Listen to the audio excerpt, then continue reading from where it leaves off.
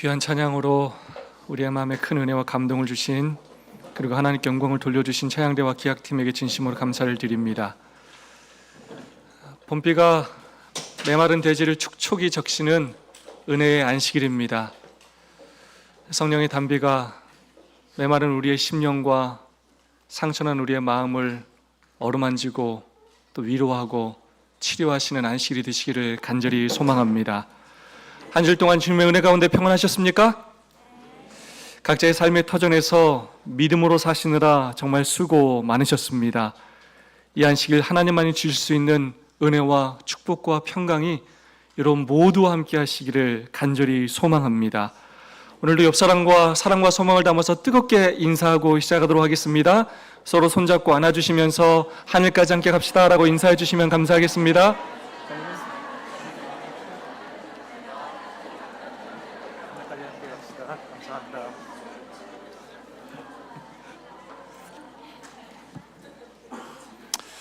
문제로 한번 시작해 보도록 하겠습니다.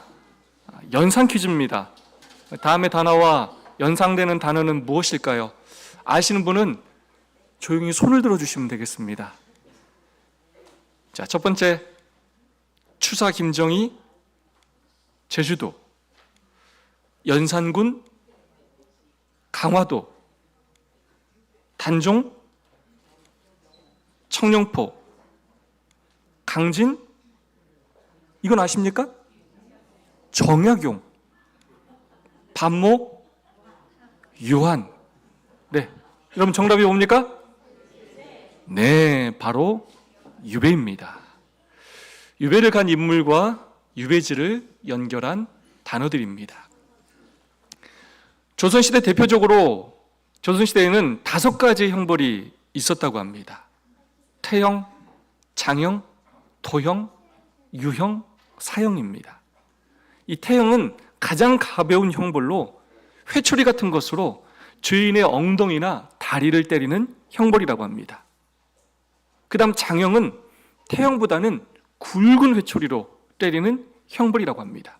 흔히 70대에서 100대까지 때렸다고 합니다. 맞아서 죽지는 않지만 불구가 되는 경우가 많았다고 합니다. 이 때리는 형벌은 회초리의 굵기에 따라서 태, 장, 곤으로 나눠졌다고 합니다. 때리는 형벌 중에 가장 무서운 형벌이 바로 곤장입니다. 우리가 사극에서 많이 보았던 것이 바로 곤장입니다. 근데 곤장은 흔한 형벌이 아니라고 합니다. 한 대만 잘못 맞아도 엉덩이가 터져서 피가 튀었다고 합니다. 그래서 곤장을 20대 이상 친다는 것은 곤장으로 쳐서 죽이려는 것과 같을 정도로 무서운 형벌이었다고 합니다. 그리고 그 다음이 도형입니다. 도형은 강제노역을 시키는 형벌입니다. 오늘날로 말하면 징역형과 같은 형벌로 관아에 가두어 두고 이의를 시키는 형벌입니다. 그리고 네 번째가 유형입니다. 바로 유배입니다. 죄인을 인적이 드문 오지 같은 곳으로 보내는 형벌입니다. 죄가 꽤 무거울 때 사용하는 형벌이었습니다. 특별히 섬으로 많이 보냈습니다. 마지막 형벌이 무엇입니까? 사형입니다. 말 그대로 목숨을 박탈하는 형벌입니다. 5형 중에 가장 무거운 형벌입니다. 5가지 형벌 중에서 정치범에게 일반적으로 주어졌던 형벌이 바로 유형, 유배입니다. 이 유배는 사회적 관계를 끊는 형벌이었습니다. 사회로부터 그 죄인을 고립시키는 형벌이었습니다.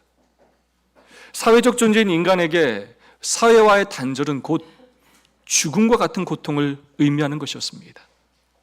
그래서 유배형은 고려와 조선시대에 사형에 버금가는 중재인에게 내렸던 형벌이었습니다.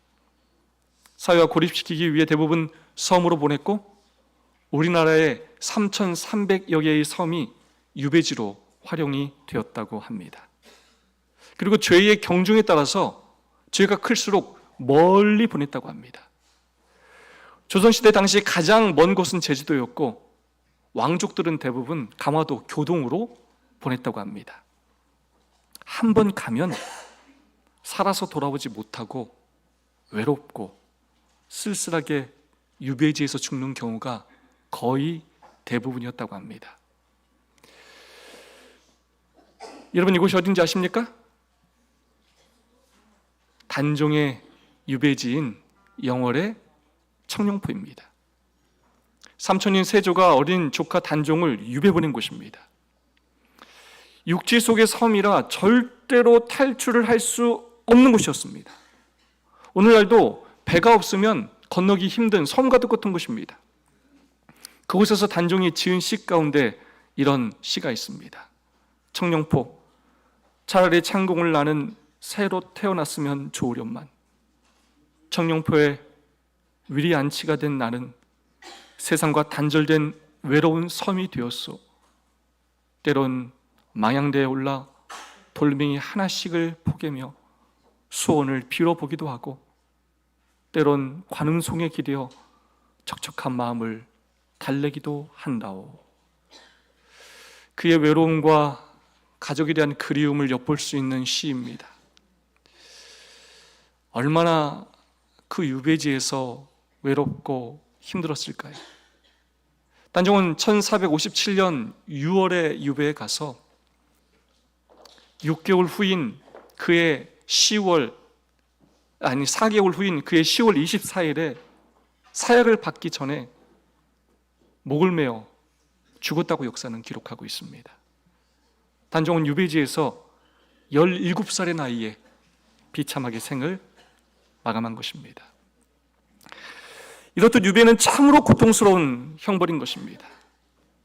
그런데 그 형벌을 복음을 전했다는 이유 하나만으로 사도 요한 또한 받았습니다. 이번 주 저는 사도행적 56장 반모섬을 깊이 묵상했는데요, 이 반모섬이 바로 사도 요한이 유배를 당했던 곳이었습니다. 로마 시대 또한 종교 또는 정치범을 유배를 보냈습니다. 사회적으로 영향력을 감소시키기 위해 고립을 시켰습니다. 그것 중에 하나가 바로 반모섬이었습니다. 이 반모섬은 세계적으로 유명한 악명 높기로 유명한 10개의 섬 가운데 하나로 뽑히기도 하였습니다.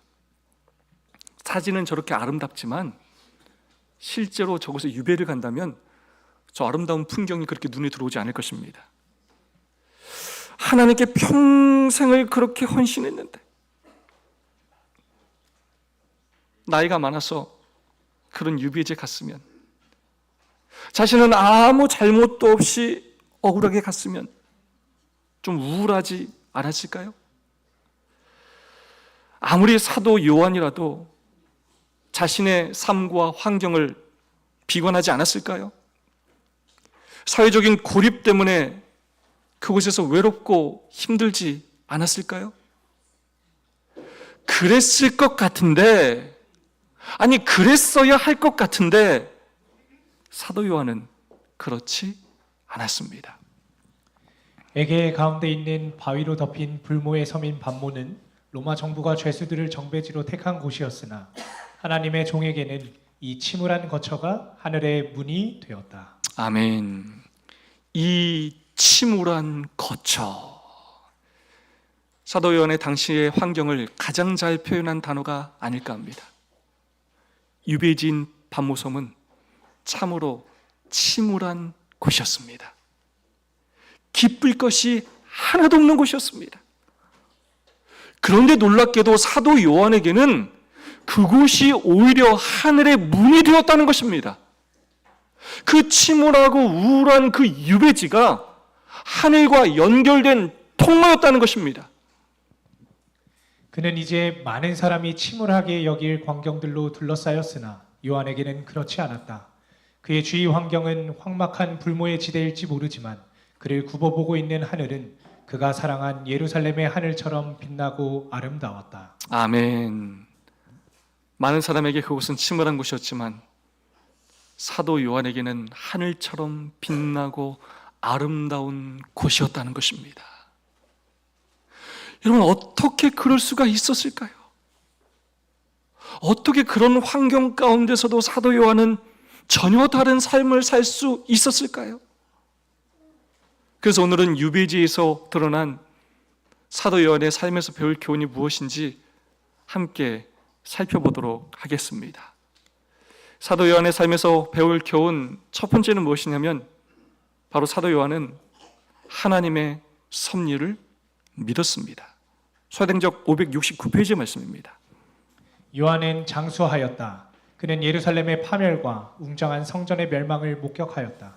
구주와 친밀히 교제한 제자들 중 마지막 생존자인 그의 기별은 예수가 메시아이시오 세계의 구주시라는 사실을 제시하는 데 있어서 큰 영향력을 행사했다. 사도 요한은 예수님의 제자 중에 가장 장수하였습니다. 마지막 생존자였습니다. 여러분 잘 아시는 것처럼 아이러니하게도 그의 형제 야고보는 제자 중에서 가장 먼저 순교를 당하였습니다. 사도행전 12장 1절로 2절의 말씀입니다. 그때 헤롯 왕이 손을 들어 교회 중 몇 사람을 해하려 하여 요한의 형제 야고보를 칼로 죽이니. 형제 둘이 아주 비교되게 한 명은 가장 먼저 죽었고 한 명은 가장 오래 살았습니다. 여러분, 제자 중에 사도 요한이 축복을 받았습니까? 받았습니까? 네, 그런 것처럼 보입니다. 그런데 요한은 장수하였다라는 구절에 요한은 장수의 축복을 누렸다 이런 말이 나오지 않습니다. 선지자가 그렇게 기록하지 않았다는 것입니다. 사도 요한 스스로도 자신의 책에서 자신이 오래 산 것 자체로 축복을 누렸고 그것으로 감사하다고 고백하지 않았다는 것입니다. 그 당시의 상황으로 볼 때 사도 요한의 삶은 고난과 시련의 삶이었습니다. 사도 요한은 그렇게 오래 사는 동안 많은 시간 동안 핍박을 받았습니다. 자신이 사랑하는 교회가 큰 어려움을 당하는 것을 다 경험해야 했습니다. 형제 야고보의 순교뿐만 아니라 사도 바울의 순교, 베드로의 순교를 다 경험해야 했습니다. 직접 보지는 못했어도 사랑하는 그 동료의 동역자들의 죽음을 다 경험해야 했습니다. 교회의 큰 아픔과 슬픔을 다 경험해야 했습니다. 사랑하는 동료들의 배교하는 모습을 보아야 했고 끝까지 믿음으로 살던 동료들의 순교당하는 모습도 보아야 했습니다. 얼마나 마음의 상심이 컸을까요? 자신도 그런 최후를 맞이할지 모른다는 사실로 두렵지 않았을까요? 그러나 사도 요한은 낙심하지 않았습니다. 죽음을 두려워하지 않았습니다. 그는 한 번도 죽음을 피하지 않았습니다. 장수를 꿈꾸지 않았습니다. 자신이 오래 사는 것이 하나님의 축복이라고 생각하지 않았습니다. 편안하게 죽는 것을 위해 기도하지 않았습니다. 그는 늘 죽을 준비가 되어 있었습니다. 자신도 그렇게 죽을 것이라고 생각하고 있었습니다. 계속된 무서운 박해 중에서도 사도 요한은 신도들의 신앙을 굳게 하고 강하게 하기 위하여 심히 노력하였다. 아멘. 그래 사도 요한은 그 무서운 박해 중에서도 어떻게 하면 오래 살 수 있을지, 어떻게 하면 그 핍박을 피할 수 있을지를 고민한 것이 아니라 어떻게 하면 교회와 성도를 강하게 할까를 고민하며 그것을 위하여 노력하며 살았습니다. 사도행전 568페이지 다 함께 한번 읽어볼까요? 그는 시작 그는 믿음을 확고부동하게 유지하였고 그의 입술에서는 항상 동일한 기쁨의 기별이 흘러나왔다. 사도 요한은 야 이러다가 죽으면 어떡하지? 야 이렇게 하다가 잘못되면 어떻게 하지? 하며 두려워하며 산 것이 아니라 도망다니며 산 것이 아니라 자신이 만난 예수님과 구원의 확신을 기쁨으로 전하며 살았다는 것입니다. 확 굳고부동하게 믿음을 유지하며 살았다는 것입니다. 요한일서 1장 1절의 말씀입니다. 태초부터 있는 생명의 말씀에 관하여는 우리가 들은 바요, 눈으로 본 바요, 주목하고 우리 손으로 만진 바라. 사도 요한은 예수님을 직접 눈으로 보고 그의 말씀을 직접 귀로 듣고 예수님을 직접 만지는 경험을 하였습니다. 그래서 사도 요한은 그가 보고 듣고 만진 예수님을 담대하게 전하였습니다. 569페이지의 말씀입니다. 유대인의 관원들은 그리스도의 사업에 대한 요한의 흔들리지 않는 성실성 때문에 그를 몹시 미워하였다. 유대인들은 죽음도 두려워하지 않으며 그렇게 자신이 만난 예수님을 전하는 요한을 너무나 미워했습니다. 도저히 그의 영향력을 감당할 수가 없었습니다. 그래서 그 입을 다물게 하고 싶었습니다. 그래서 사탄과 그의 조력자들의 노력으로 사도 요한은 로마에 소환되었고 거짓 증인들로 인하여 사형 선고를 받게 되었습니다. 그래야 이제 사도 요한은 끓는 기름가마 속에 던져지게 되었습니다. 여러분, 끓는 가마 속에 사람을 던진다. 사람이 치킨도 아니고요. 이게 얼마나 끔찍한 형벌입니까? 아니, 뜨거운 물이 조금만 닿아도 그렇게 아픈데 끓는 기름 가마에 온 몸이 던져진다는 것, 이게 얼마나 고통스러운 형벌입니까? 창조와 부활의 능력이 있으신 하나님께 지금까지 수고하고 헌신한 자신을 구원해 달라고 기도해야 하지 않겠습니까? 제발 살려달라고 이렇게 죽고 싶지는 않다고 매달려야 하지 않겠습니까? 그런데 사도 요한은 그렇게 하지 않았습니다. 그때 무엇이라고 말했느냐? 나의 주님은 사탄과 그의 악한 사자들이 당신을 욕하고 고문하려고 고안해낼 수 있었던 모든 것을 인내로 감수하셨다. 주님께서는 세상을 구원하시려고 당신의 생명을 주셨다. 나는 그리스도를 위하여 고통을 당하는 영광을 누린다. 아멘. 나는 그리스도를 위하여 고통을 당하는 영광을 누린다. 자신이 그 기름가마에 던져져서 튀겨져서 죽는 것을 당연하게 생각하였습니다. 그 죽음을 받아들였습니다. 예수님을 위하여 그렇게 고통당하며 죽는 것을 오히려 영광으로 여겼습니다. 나의 할 일이 끝났다면 죽게 하실 것이고 나의 할 일이 남아있다면 살게 하실 것을 그는 진심으로 믿었습니다. 그때 하나님께서 어떻게 하셨습니까? 하나님께서 사도 요한을 그 끓는 기름가마에서 건져내셨습니다. 기적적인 방법으로 그를 살려주셨습니다. 죽을 줄 알았는데 하나님께서 또 살게 하셨습니다. 사형을 집행했던 많은 사람들이 정말로 놀라지 않을 수가 없었습니다. 그리고 그 후에 다시 박해의 손길이 찾아왔을 때 그는 반모섬으로 유배를 당하게 된 것입니다. 그리고 지금까지 살펴본 것처럼 반모섬에서도 사도 요한은 그 좋지 않은 상황에서도 외로움과 두려움이 아닌 기쁨과 행복 가운데 살았다는 것입니다. 그 유배지가 하늘과 교통하는 하늘의 문이 되었다는 것입니다. 이 얼마나 감동적인 삶입니까? 사도 요한의 이 모든 삶을 종합해서 생각해 볼 때 제가 확신하는 한 가지 사실은 바로 사도 요한은 하나님의 섭리를 진심으로 믿었다는 것입니다. 사도 요한은 자기가 가고 싶은 곳을 가고 자기가 하고 싶은 일을 하며 살지 않았습니다. 자기가 죽고 싶은 때와 방법을 정하지 않았습니다. 하나님께서 자신을 마음껏 사용하시도록 자신을 하나님께 온전히 바쳤습니다. 하나님의 성별된 통로가 되었습니다. 내가 필요하신 곳에서 나를 사용하시며 내가 죽어야 할 때 죽게 하실 것이라는 사실을 믿었습니다.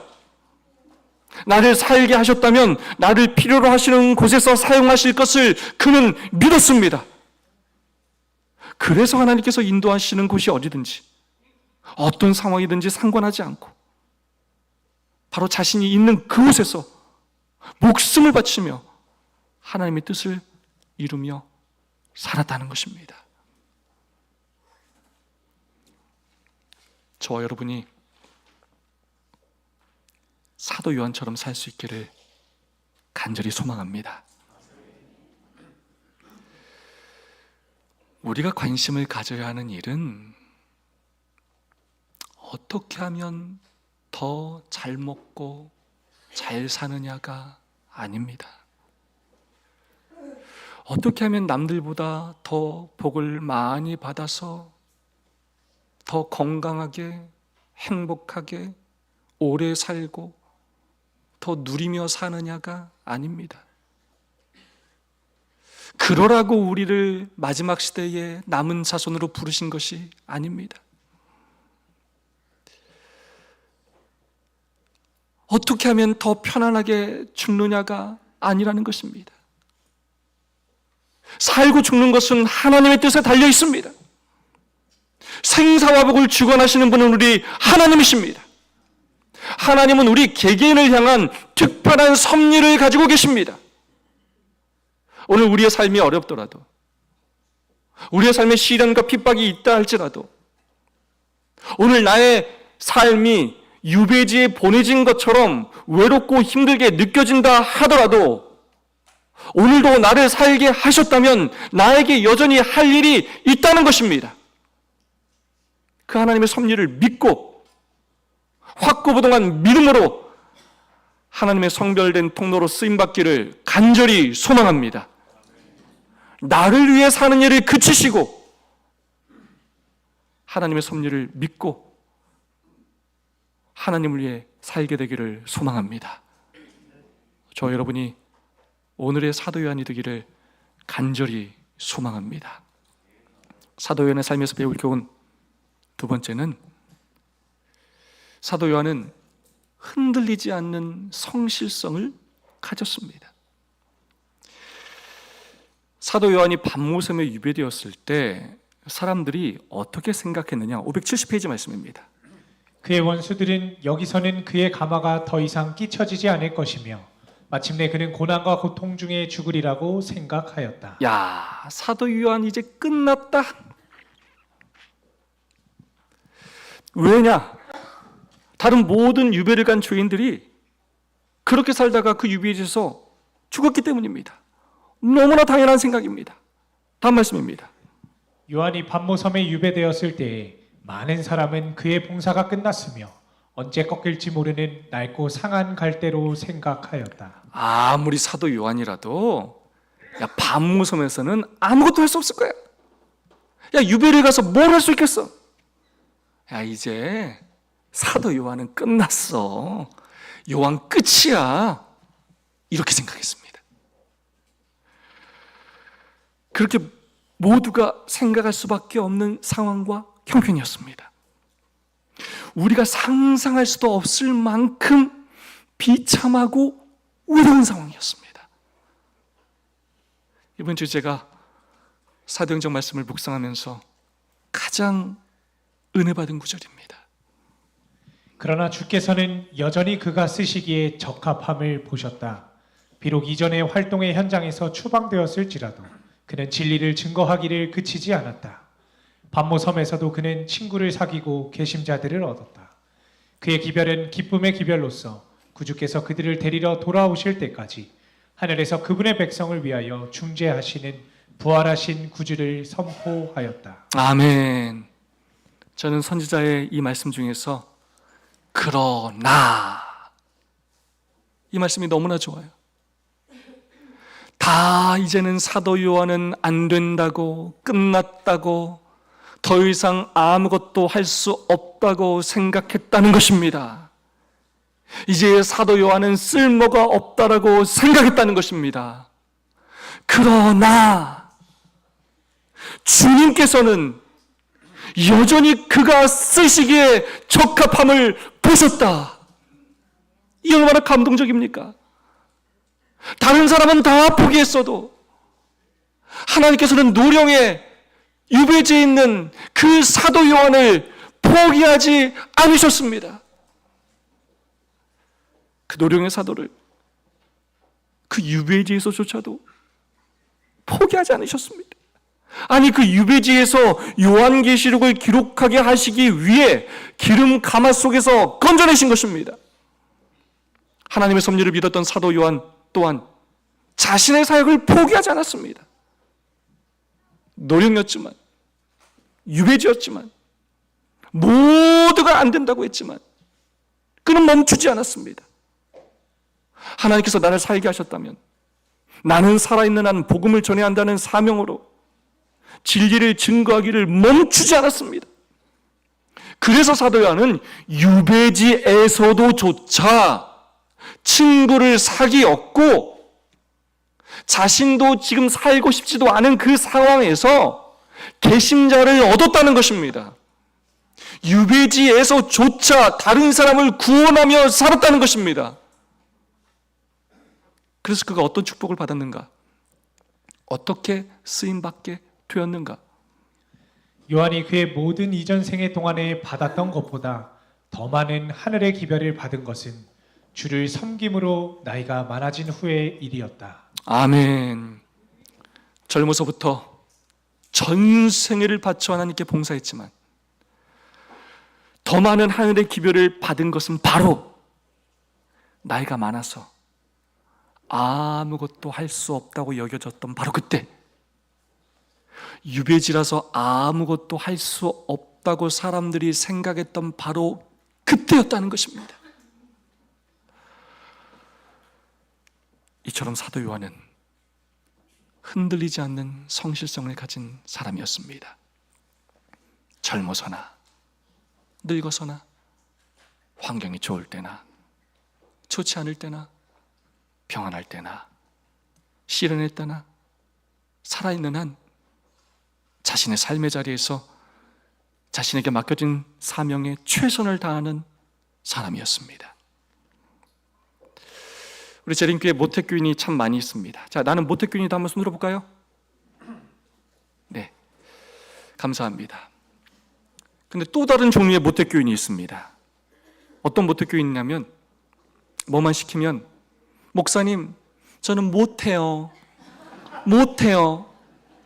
저 시키지 마세요. 저 시키면 교회 안 나와요. 제 사정 아시잖아요. 저 못해요. 해서 모태교인이에요.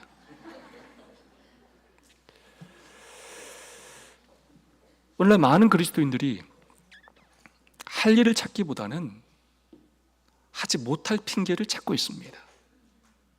목사님, 저는 젊을 때요, 할 만큼 했어요. 제가 어떻게 일했는지 아세요, 목사님? 지금은 나이가 많아요. 다 후배들에게 물려줘야죠. 목사님, 저는 지금 몸이 좋지 않아요. 목사님, 지금 제 코가 석자입니다. 아니, 내가 먹고 살아야 신앙도 하고 교회도 가지요. 제가 죽겠습니다, 지금.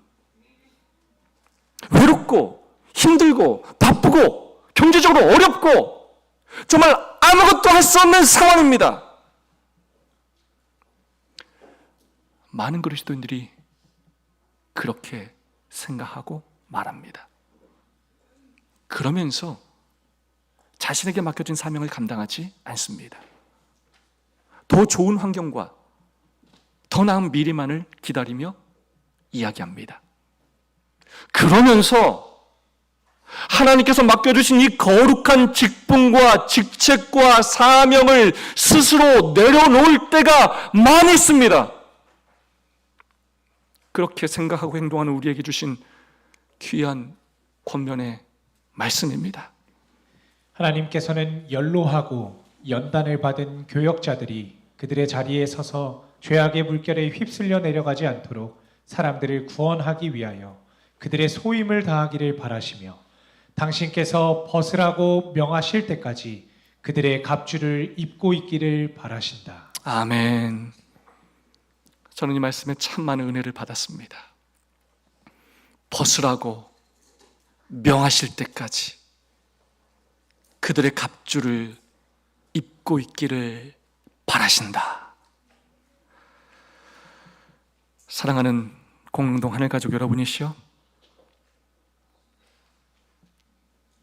나이가 많고 또 몸이 아파서, 그리고 돈이 없어서, 또 힘이 없어서, 그리고 짝신앙하느라 환경이 좋지 않아서, 또 너무 바쁘고 힘들어서,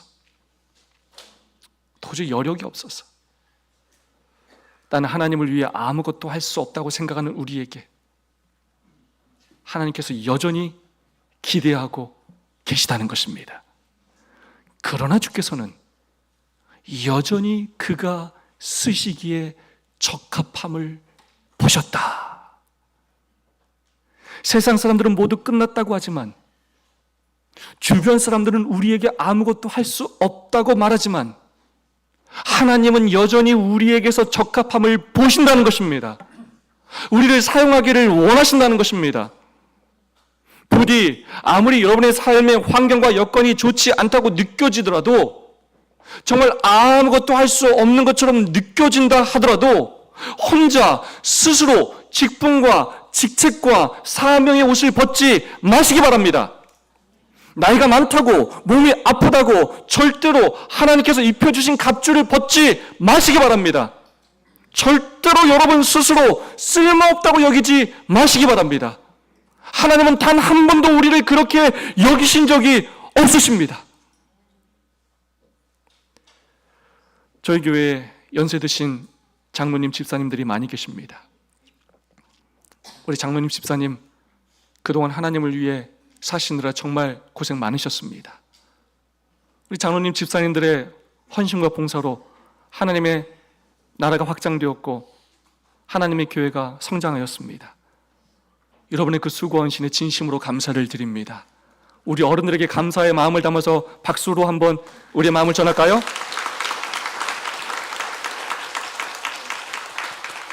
여러분의 눈물과 여러분의 기도와 여러분의 헌신으로 오늘의 공동교회가 있게 된 것이고, 우리 후손들이 이 축복 가운데 믿음 생활을 하게 된 것입니다. 하나님께서 여러분의 수고 헌신을 다 기억하실 것입니다. 남은 여생을 축복하실 것이고, 여러분의 자녀 손을 축복하실 것이고, 저 하늘에서 놀라운 축복으로 갚아 주실 것입니다. 비록 연세가 드셨지만, 현직에서는 물러나셨지만, 힘은 조금 없으시지만 여러분의 사역은 아직 끝나지 않았습니다. 주께서는 여전히 그가 쓰시기에 적합함을 보셨다. 하나님께서 부족하고 연약한 우리를 여전히 사용하기를 원하십니다. 이것은 연로하신 분에게만 하시는 말씀이 아닙니다. 저와 여러분 모두에게 하시는 말씀입니다. 하나님은 우리의 부족함을 보시는 것이 아니라 우리의 적합함을 보고 계십니다. 하나님은 우리의 쓸모없음을 보시는 것이 아니라 쓸모 있음을 보고 계십니다. 그래서 오늘 우리를 이곳에 있게 하시는 것입니다. 살게 하시는 것입니다. 직분과 직책과 사명을 주시는 것입니다. 하나님의 그 뜻을 이해하는 이 시간이 되시기를 간절히 소망합니다.